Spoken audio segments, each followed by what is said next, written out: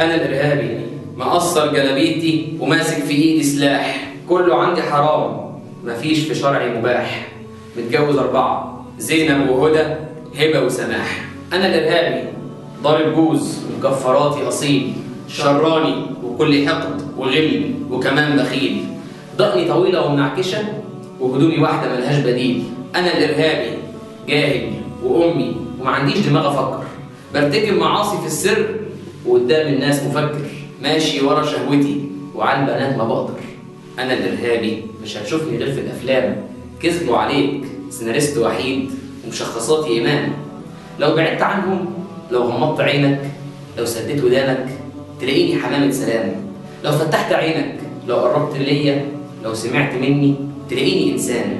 أنا إنسان زوج طيب حنون، ملتزم بشرع الله بأصول من غير جنون، وأي إنسان محترم تلاقيني عنده زبون.